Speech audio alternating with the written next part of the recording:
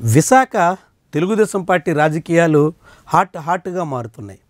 అందుకు ప్రధాన కారణం మాజీ మంత్రి గంటా శ్రీనివాసరావు. ఇటీవల గంటా శ్రీనివాసరావు దూకుడుగా వ్యవహరిస్తూ ప్రభుత్వాన్ని కూడా ఇరకాటంలో పెట్టే ప్రయత్నంలో ఉన్నారు.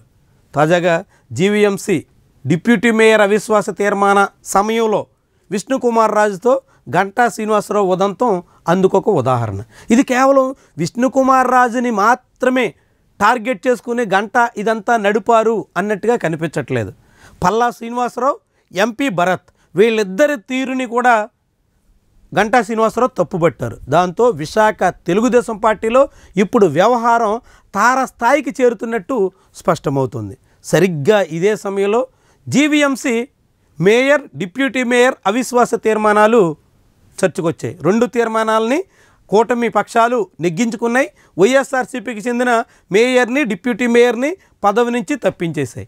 అయితే ఇప్పుడు కొత్తగా ఎన్నిక కాబోయేటువంటి మేయర్, డిప్యూటీ మేయర్ ఎవరు అన్న దాని మీద కసరత్తులు మొదలయ్యాయి.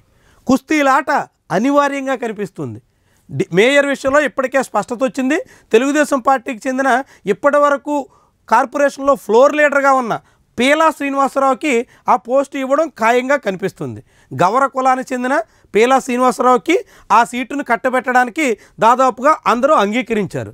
అయితే డిప్యూటీ మేయర్ విషయంలో జనసేన నేతలు గట్టిగా పట్టుబడుతున్నారు.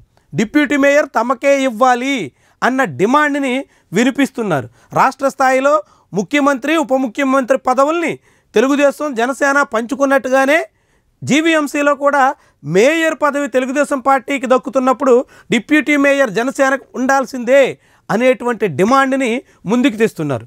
అందులో కూడా డిప్యూటీ మేయర్ పదవిని యాదవులకి ఇవ్వాల్సిందే అనేటువంటి డిమాండ్ ముందుకు వస్తుంది. అయితే యాదవతో పాటుగా కాపులు, ఇతర నేతలు కూడా బలంగా ప్రయత్నిస్తున్నటువంటి తరుణంలో డిప్యూటీ మేయర్ విషయంలో ఇప్పుడు జనసేన, తెలుగుదేశం మధ్య కుమ్ములాట అనివార్యంగా కనిపిస్తుంది.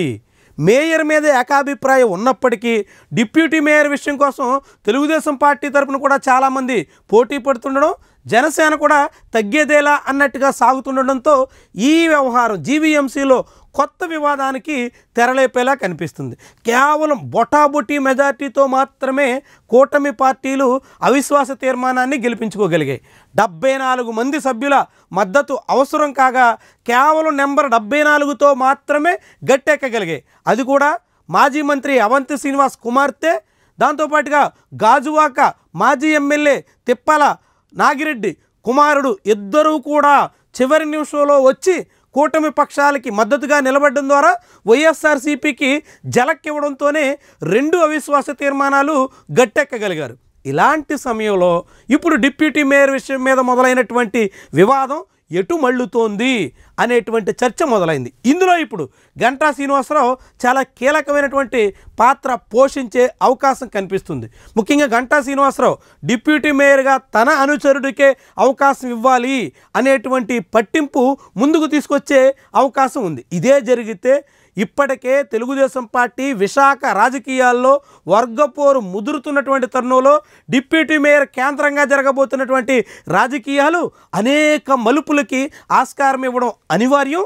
ఇది అక్కడ తెలుగుదేశం పార్టీకి పెద్ద తలనొప్పిని తీసుకురావడం తప్పని వ్యవహారం. దీనికి తోడుగా కూటమిలో జనసేన వర్సెస్ తెలుగుదేశం అన్నట్టుగా మరొక అంశం ముందుకు రావడం కూడా తప్పనటువంటి వ్యవహారం.